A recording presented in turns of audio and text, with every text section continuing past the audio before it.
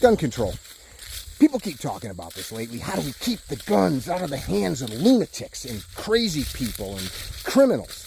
Well, wouldn't it be cool if we had a form that you had to fill out, swearing an oath, signing an affidavit that you were not a criminal, not a drug addict, not mentally insane, not dishonorably discharged from the Army, never convicted of domestic violence.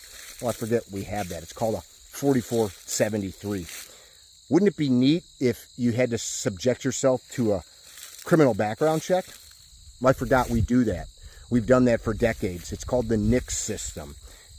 Lawful gun owners subject themselves to search over and over and over and over again to appease the masses. You can own 100 guns, and to go buy a new 22 target rifle, you have to subject yourself to that search, even though you may have a gun cabinet full of firearms. This already exists.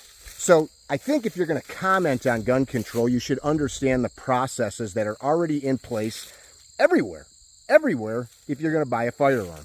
Point 2, how do we keep the guns out of the hands of crazy people? You don't. Check this out. To the best of my knowledge, drugs are illegal. Drunk driving is illegal. Beating your wife is illegal. Killing people is illegal. Yet people still do it. Keeping the guns away from people that shouldn't have them is a really difficult thing. And check this out. If your argument is just get rid of all of them, you're nuts. There is no way that millions of people ever in your lifetime or 100 lifetimes or any government is going to come take away the firearms from everybody. Thus, you should clear your mind and start to think, what real rational way is there of dealing with this? And the truth be told, it's being a good human, looking out for people in your neighborhood, in your community, doing the right thing at the right time, seeing if somebody's got a problem, needs a hug, needs a helping hand, needs the cops called on them or a parent or somebody else.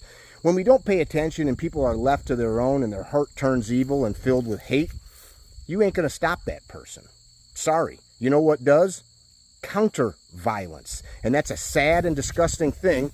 But if a dog is attacking your child, you don't need a dog trainer. You need violence, right? There is a time and a place. When you need CPR, you don't need to be talked to about your heart health. You need CPR. When you're drowning at the bottom of a pool, you don't need somebody to say it would have been great if you took swim lessons. You need to jump in and get them. And that is really the reaction to criminal violence, is immediate counter violence. Mickey with CarryTrainer.com. Understand what you're talking about before you flap your jaw. Be well, don't be dickheads. Long live the Republic.